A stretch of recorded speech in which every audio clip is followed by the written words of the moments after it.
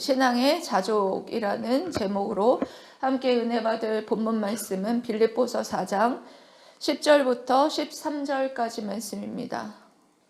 짧으니까 우리 합독하도록 하겠습니다. 시작. 내가 주 안에서 크게 기뻐함은 너희가 나를 생각하던 것이 이제 다시 싹이 남이니 너희가 또한 이를 위하여 생각은 하였으나 기회가 없었느니라. 내가 궁핍함으로 말하는 것이 아니니라. 어떠한 형편에든지 나는 자족하기를 배웠노니 나는 비천에 처할 줄도 알고 풍부에 처할 줄도 알아. 모든 일 곧 배부름과 배고픔과 풍부와 궁핍에도 처할 줄 아는 일체의 비결을 배웠노라. 내게 능력 주시는 자 안에서 내가 모든 것을 할 수 있느니라. 아멘. 여러분, 물된동산교회가 이제 드디어 하나님께서 예비하신 예배처소로 이제 나오게 되었습니다. 네? 네, 맞아요. 감사해요. 너무 감사하고. 소명중고등학교 4년, 저희가 4년 정도 있었는데요. 4년 정도 이렇게 소명중고등학교에서 있고, 이제 나오면서 우리가 거기에서 4년 동안 그 생활하면서 뭘 배웠나를 뒤돌아보니까 단어 한 단어가 생각이 나더라고요. 뭐냐면 자족이라는 단어였습니다. 근데 의도치 않았는데 본문이 오늘 사도 바울이 자족에 대해서 말을 하고 있습니다. 그래서 여러분들이 자족이라는 단어가 들어보신 분들도 있을 텐데요. 세상적인 말로 말하는 그 자족이라는 조금 다릅니다. 바울이 말하는 신앙의 자족은 과연 무엇이고, 그리고 또 그 자족의 비결은 또 무엇이냐에 대해서 여러분들 오늘 말씀을 통해서 함께 은혜 나누면서 일체의 자족에 대해서 배운 바울과 같이 여러분들도 자족에 대해서 함께 말씀을 통해서 배워서 그와 같이 은혜 나누고 또 하나님께서 기뻐하시는 자족의 삶을 살아가는 저와 여러분 되시기를 주님의 이름으로 사랑하고 축복합니다. 아멘. 먼저는 10절에 사도 바울이 이렇게 말하고 있습니다. 바울이 내가 주 안에서 크게 기뻐함은 너희가 나를 생각하던 것이 이제 다시 싹이 남이니 너희가 또한 이를 위하여 생각은 하였으나 기회가 없었다. 이렇게 고백을 합니다. 바울이 지금 굉장히 크게 기뻐하는 이유가 여러분 무엇일까요? 네? 바울이 아주 크게 기뻐하는 것이 에바브로디도가 선교 헌금을 가지고 왔어요. 빌립보 성도들의 그 연보를 헌금을 모아가지고 선교 헌금을 모아가지고 지금 바울에게 가지고 왔어요. 그러니까 바울이 지금 굉장히 힘든 상황이잖아요. 감옥에 갇혀 있는 상황 속에 있었습니다. 그래서 사실은 이와 같이 어떤 선교 헌금의 모든 것을 기대고 있지 않았지만 천막 텐트메이커로 일하고 있었기 때문에 그 어떤 선교 헌금을 교회 헌금으로 다 그것을 충당하고 있지는 않았습니다. 그런데 감옥에 갇혀 있었기 때문에 자기 자신이 텐트메이커로 일을 하지 못한 상황 가운데 있었기 때문에 더욱더 이와 같이 빌립보 성도들의 헌금, 선교 헌금을 모아서 가져온 것이 사도 바울이 기뻤을 것이다 라는 생각은 합니다. 그래서 크게 기뻐하는데 그것만으로 크게 기뻐하는 것이 아님을 나중에 밝혀요. 예. 나중에 내가 그와 같이 돈이 없거나 궁핍함으로 인한 것만이 아니다라는 것을 나중에 사도 바울이 11절에서 밝히는 것으로 보아서 그가 어떤 자기가 그 지금 궁핍하고 돈이 없는 것으로 인하여서 크게 기뻐하는 것만이 아니라 뭐 때문에 기뻐하느냐면 다시 싹이 난 것 때문에, 그러니까 그 빌립보 성도들의 헌금이, 선교 헌금이 끊어졌던 것 같아요. 거기까지 오는데 여러 가지 어려움이 있었고 그런 것 때문에 선교 헌금이 도달하지 못했던 것 때문에 이렇게 선교 헌금이 끊어졌었던 것 같아요. 그래서 그 선교 헌금이 끊어진 것에 다시 싹이 났고, 그리고 또 그 빌립보 성도들이 그 바울을 향한 어떤 애정이 그와 같은 선교 헌금으로 다시 나타낼 수 있는 것이 생겼다라는 것에 있어서 크게 사도 바울이 기뻐하고 있었다라는 것을 알 수가 있습니다. 그래서 누군가는 바울이 궁핍하기 때문에 아니냐는 오해를 할까봐 강력하게 11절에 이렇게 말하고 있습니다. 11절 말씀 여러분 읽어보시겠습니다. 11절 띄워주세요.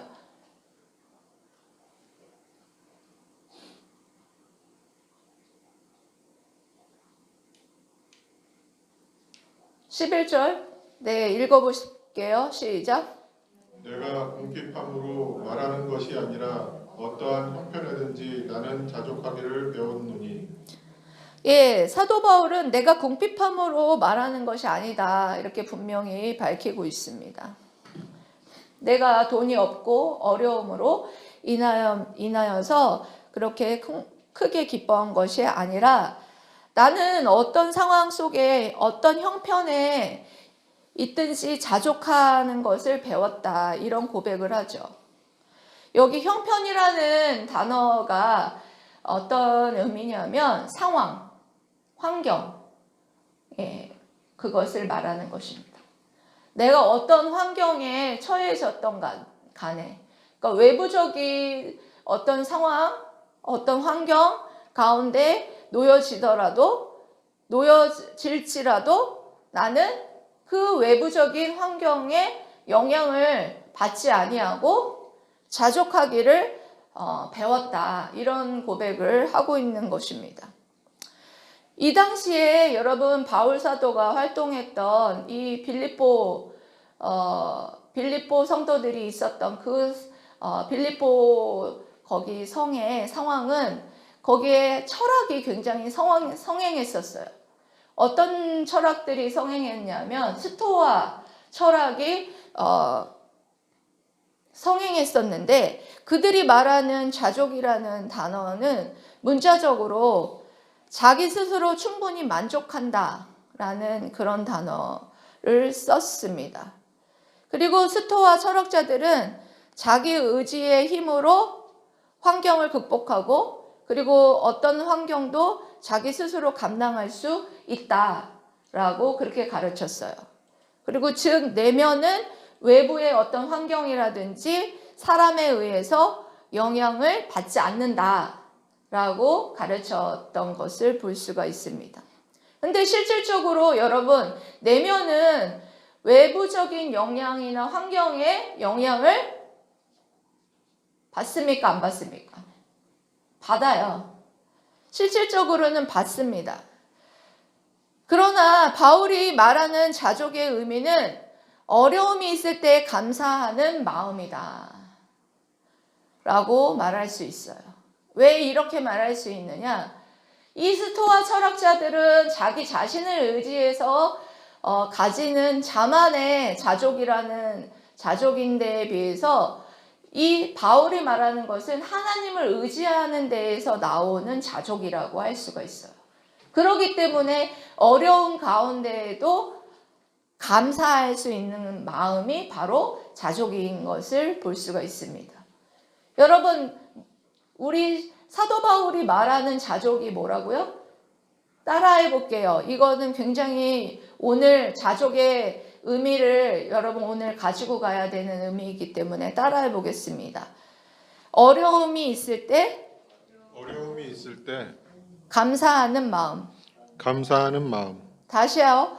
어려움이 있을 때 어려움이 있을 때 감사하는 마음. 감사하는 마음. 예, 바울이 말하는 자족의 의미는 신앙의 자족은 어려움이 있을 때에도 감사할 수 있는 마음이 바로 이 자족이다 할 수가 있습니다. 그 근거에 있어서는 스토아 철학자와 같지 않다라는 거예요. 바울의 자족의 근거는 어디에 있었느냐? 그리스도를 아는 데에 있었다. 그리스도의 능력을 아는 데에 자족의 근거가 있었다라는 거예요. 그리스도를 알고 그리스도의 능력을 알면 알수록 자족할 수 있다라는 것을 사도 바울은 말하고 있는 것입니다. 어떤 외부적인 어떤 환경이라든지 그런 것들에 영향을 받는 것이 아니라 어떤 외부적인 환경이 어려울지라도 예수님을 알고 예수 그리스도와 연합되어 있고 예수 그리스도의 능력을 알면 알수록 나는 주님 안에서 뭐 할 수 있느냐? 감사할 수 있는 그 자족의 신앙의 자족을 얻을 수 있다라는 것을 말하고 있는 것입니다. 여러분, 이것은 한 번에 이루어지는 것이 아니라 배워야 된다는 거예요. 지식적으로 배우는 것으로 여기 여러분 배울 수 있는 것이 아니에요. 주님의 능력을 배울 수 있는 것. 여러분, 지식적으로 아는 것으로 배울 수 있는 것이 아니라 이것은 삶으로 어떤 행동이나 어떤 경험으로 알 수 있는 것이다 라는 것이에요. 여러분, 제가 그 소명중고등학교의 4년의 시간을 통해서 알 수 있었던 것이 여러분 많았겠죠. 그곳에서 경험하면서 그곳에서 예배드리면서 여러분 알 수 있는 것이 많았겠죠. 그렇지만 그것에서 체득하고 다 종합해서 내가 그 경험적으로 그 삶으로 알 수 있었던 단어가 바로 자족이었다라는 거예요.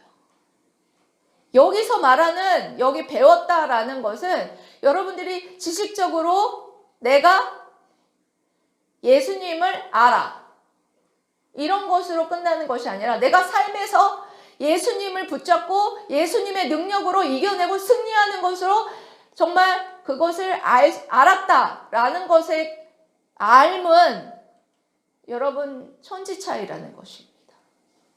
여기서의 알미라는 것은 내가 경험해서 알게 되는 알을 말하는 것입니다. 여기 사도 바울은요, 여기 배웠노니를 과거형으로 쓰고 있어요. 그건 뭘 말하느냐? 자기의 어떤 그런 삶을 통해서 이미 예수 그리스도를 배웠다라는 거예요. 이미 경험했다라는 거예요. 그런 말씀을 하는 거예요. 그리스도의 부활의 권능과 그 고난에 참여하는 경험을 통해서 그리스도의 그 능력을 체험하였고 그로 인해서 외적 환경으로부터 더 이상 영향을 받지 않는 사람이 될 수 있었다라는 것입니다. 여러분, 삶으로 배우는 것은 그냥 배워지는 것이 아니에요. 뭘로 배워지느냐? 고난의 학교를 통하여서 배워진다는 거예요. 사도 바울도 복음을 전하면서 모진매를 맞고 감옥에 갇히는 등 또 자신의 어떤 육체의 가시에 대해서 하나님 앞에 하나님 이 육체의 가시를 제하여 주십시오 라고 기도했을 때에도 하나님께서 어떻게 했어요? 들어주셨어요? 들어주셨어요? 안 들어주셨어요.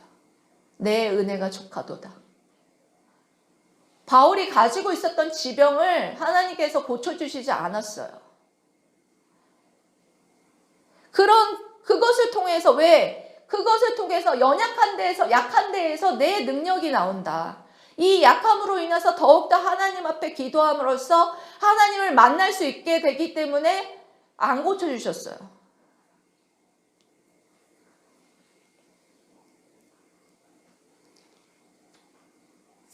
저도 6년의 개척교회를 하면서 배운 것을 한 문장으로 말하라고 하면 바로 11절 하반절 말씀입니다.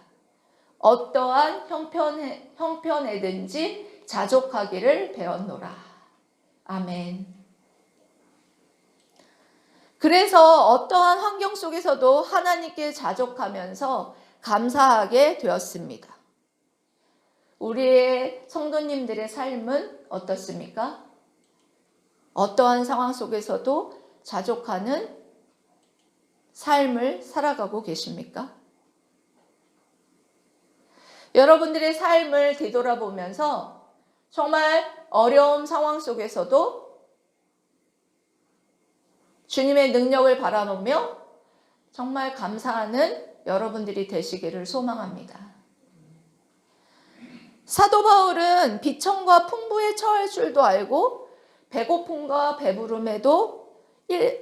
배고픔의 일체의 비결을 배웠노라라는 그런 고백을 했어요. 자기 신앙 간증이죠. 4장 12절 말씀 여러분들 읽어주세요. 4장 12절 말씀 띄워주세요.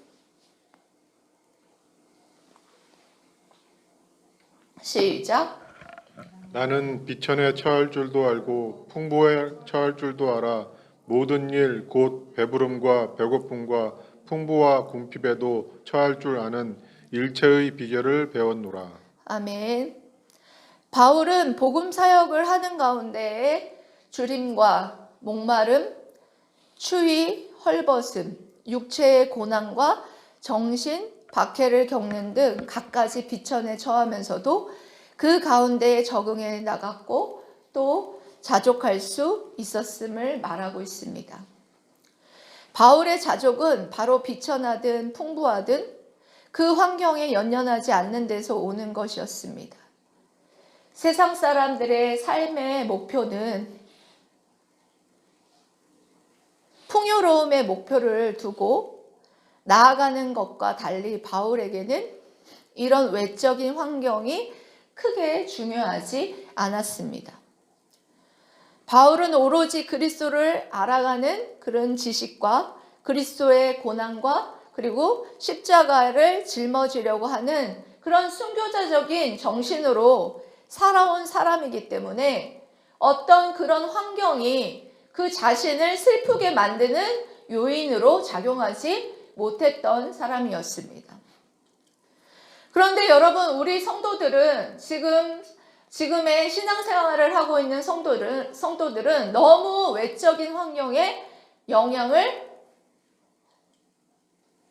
너무 많이 받습니다.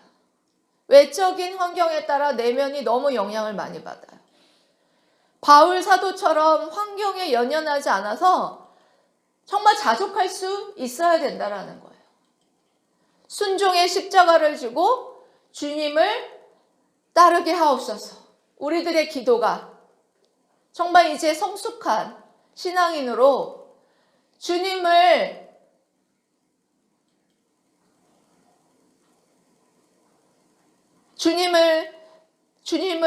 따르게 하옵소서. 순종의 십자가로 주님을 따르게 하여 주시옵소서. 내가 처한 환경이 나를 기쁘거나 슬프게 만드는 요인이 아니라 여호와로 말미암아 기뻐하고 즐거워하는 내가 되게 하여 주시옵소서. 이런 기도가 우리에게 흘러나오는 그런 성숙한 신앙인들이 될 수 있었으면 좋겠습니다. 마지막으로 빌립보서 4장 13절 말씀 여러분 띄워주시기 바랍니다.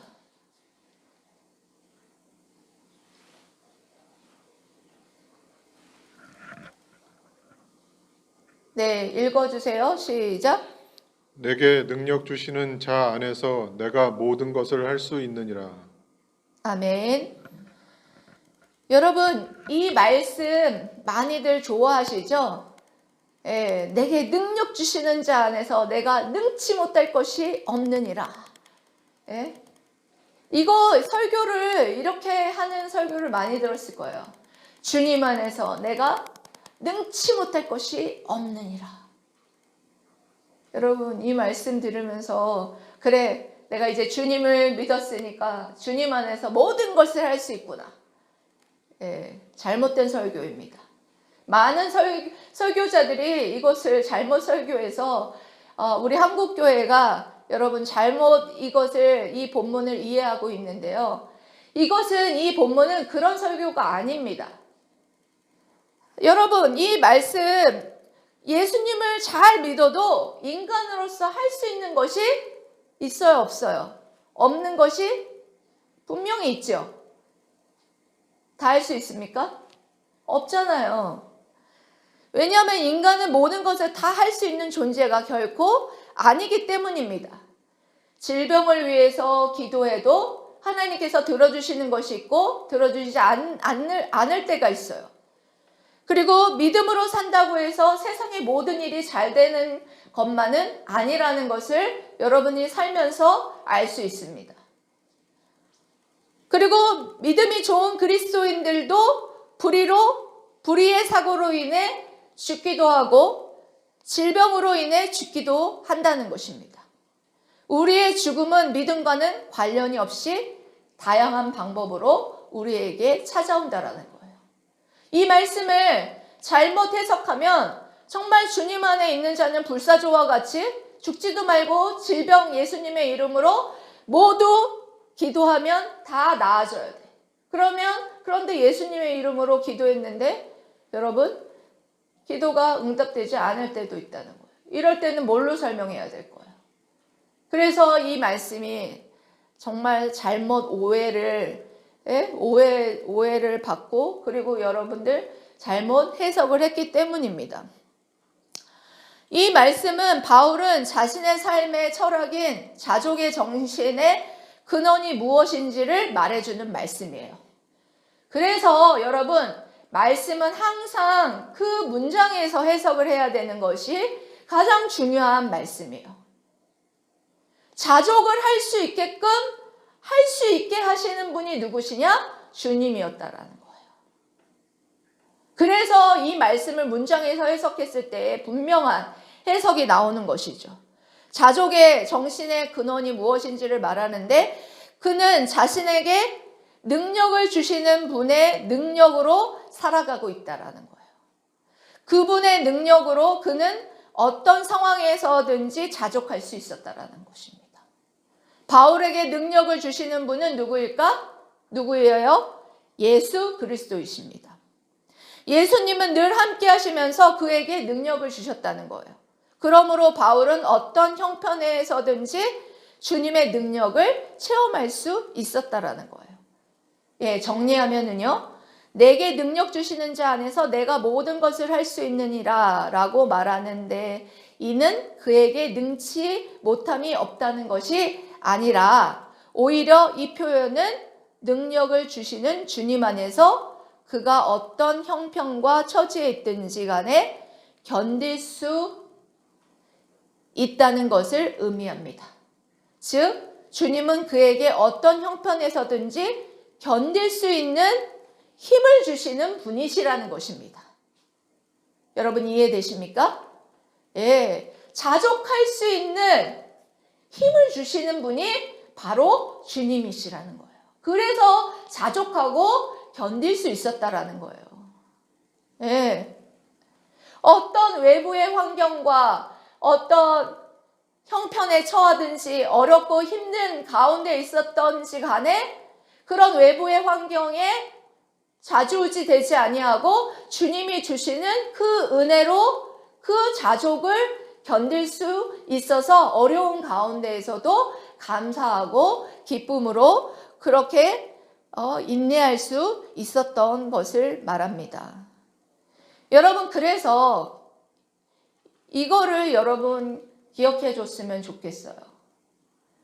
한 단어씩을 정리해서 제가 말씀을 드리면, 바울 시대의 스토아 철학자들은 절대화된 자아에 의존하는 자족을 말하고 있으나, 바울은 절대자 하나님에게 의존함으로 환경에 구애받지 않는 자족을 말합니다.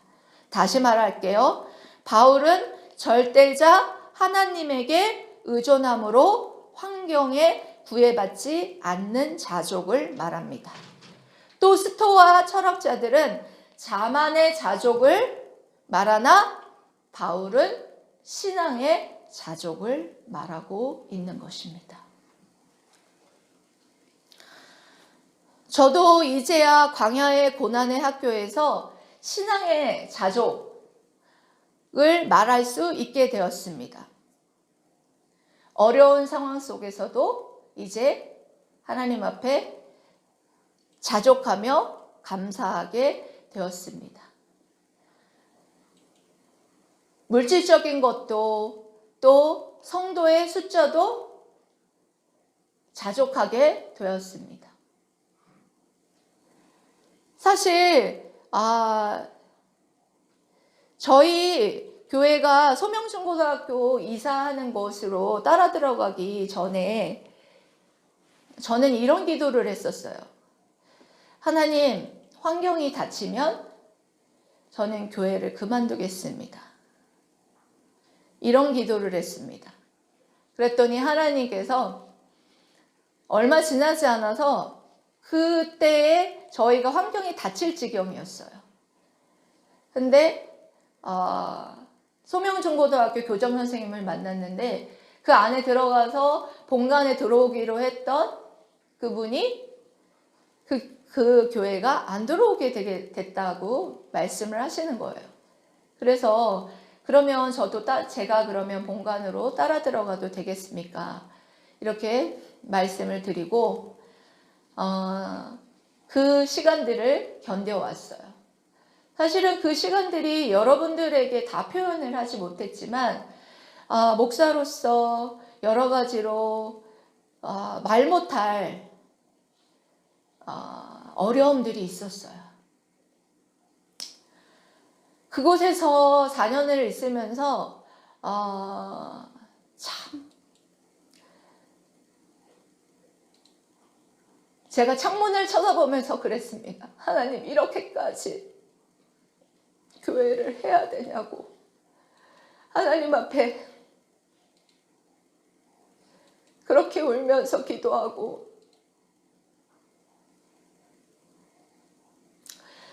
참 남의 집 살이 하면서 서름 아닌 서름을 굉장히 많이 겪으면서, 사실은 그때 12월 달에 그만두고 싶었습니다. 몸도 많이 아팠고 너무 힘이 들어서 지쳐 있었고, 그래서 이제 더 이상은 견딜 힘이 없어서 사실은 하나님 앞에 그렇게 기도를 했었습니다. 그래서 속으로는 개인적으로 그런 생각을 했어요. 잘 됐구나. 이렇게 그냥 교회가 이렇게 되면서 나도 쉴 수 있고 다른 사역지도 구할 수 있고, 이렇게 생각을 하면서 사실은 잘 됐다는 생각을 했는데, 또 환경이 열리는 거예요. 그래서 환경이 열려서 그 안으로 따라 들어갔습니다. 안으로 따라 들어가서 여러분들 잘 아시지만 그 초기에 인테리어 지저분하게 되어 있어서 그 가로 치우고 뭐 하고 하느라고 우리 가족들도 많이 힘들었지만 정명진 집사하고 저하고 진짜 마음적으로 진짜 많이 힘들었습니다. 힘들었는데도 참을 수 있었던 건 본당을 들어갈 수 있다라는 것 때문이었어요. 그러면서 그 시간들을 견뎠는데, 1년 2개월 동안을 견뎠는데 얼마 전인가 12월 달인가 본당에 들어갈 수 없다라는 얘기를 들었습니다. 그래서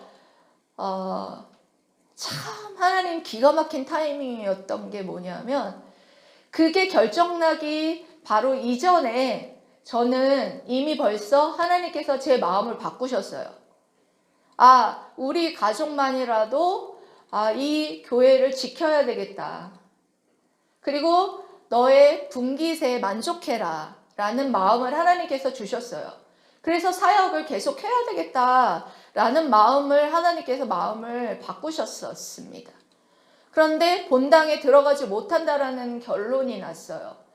결론이 나면서 저 여러 가지로 혼란스러웠죠. 하나님, 그러면 1년 2개월의 시간이 과연 무엇이었습니까? 본당도 들어가지 못하는데 여기까지 끌고 들어와서 이게 뭐였습니까? 이렇게 기도했을 때 하나님께서 너의 마음을 바꾸는 시간이었다 라는 마음을 마음 가운데 주셨습니다.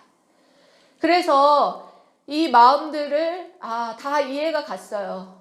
하나님께서 마음을 바꾸시고 또 그 시간차가 조금만이라도 그 뒤로 이 마음을 바꾸는 것을 뒤로 했다면 참 아마 물된동산 교회가 여기로 이사 오지 못했을 것입니다.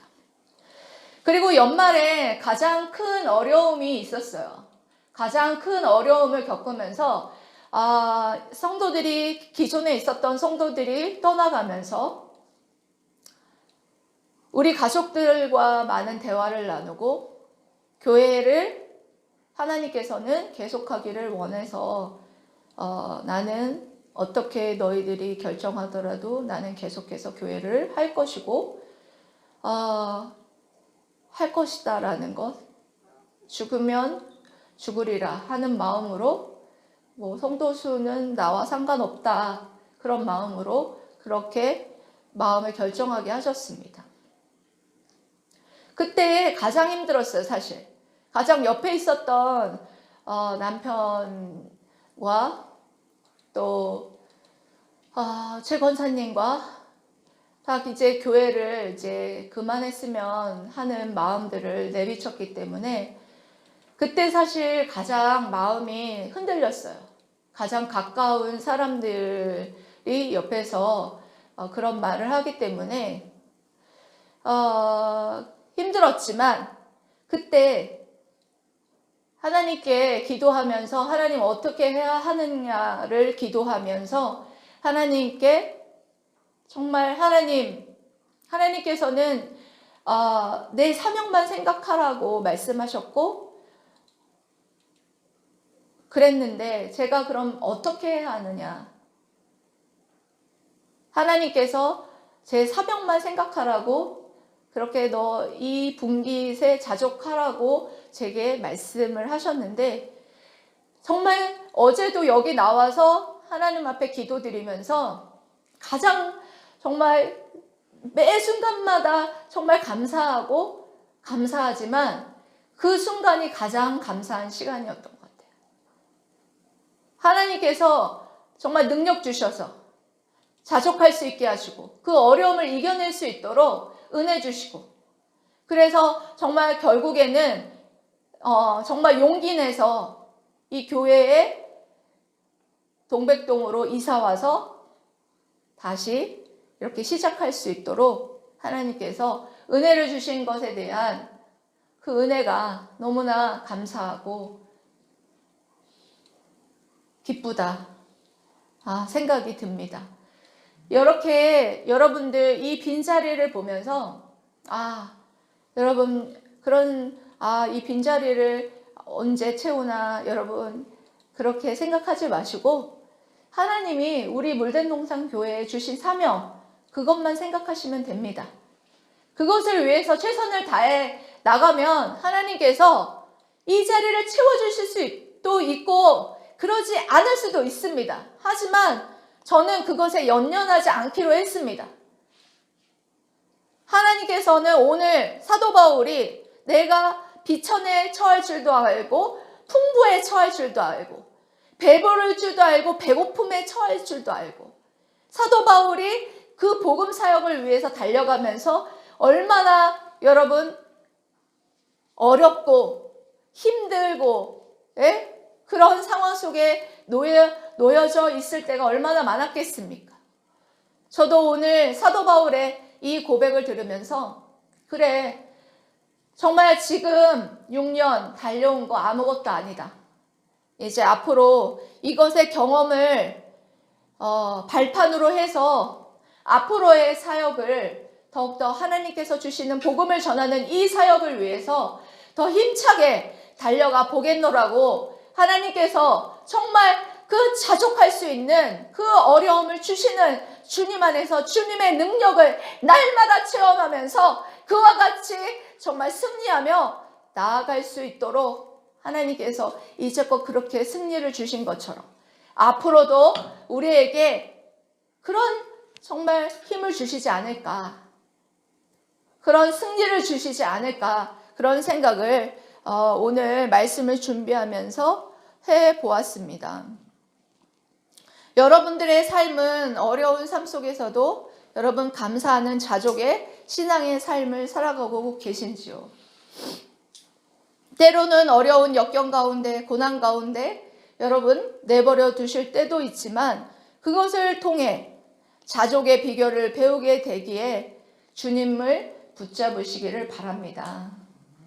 그리하면 모든 환경 가운데에서 견딜 수 있는 힘을 주셔서 승리하게 하실 줄 믿습니다. 아멘. 그렇기 때문에 우리는 늘 주님과 생명의 연합을 여러분 이루고 있어야 돼요. 늘 주님을 붙잡고, 주님의 이름을 부르고 주님을 생각하고, 여러분 기도를 대놓고 하지 못하면 주님을 늘 생각해 봐요. 그럼 주님의 생명적인 연합 가운데 있으면 여러분들이 그런 어려운 가운데에 여러분 그러면 주님을 이름만 불러도 주님이 그 어려움 가운데에서도 여러분에게 견딜 힘을 주세요. 그럼으로써 주님이 그런 견딜 힘을 주시면 능력의 주님을 여러분들이 날마다 경험할 때 정말 주님이 내게 이렇게 자족할 힘을 주시는 정말 능력의 주님이구나. 그거를 경험하게 된다는 거예요. 그럼 주님과 늘 여러분 교제하게 되고 여러분 친해지는 거죠. 주님과 친해지세요. 네? 주님 이름만 알고 있고 주님하고 여러분들이 친하지가 않아요. 네? 주님은 여러분과 손잡고 걸어가고 싶은데 주님 손을 안 잡는 거예요. 여러분 감사할 수 있는 상황과 외적인 환경 가운데 감사할 수 있는 것은 누구나 할 수 있는 것입니다. 감사할 수 없는 외적인 환경과 어려운 가운데에도 감사할 수 있는 그런 신앙의 성숙한 자족의 삶 사는 저와 여러분 되시기를 주님의 이름으로 사랑하고 축복합니다. 아멘. 기도하겠습니다.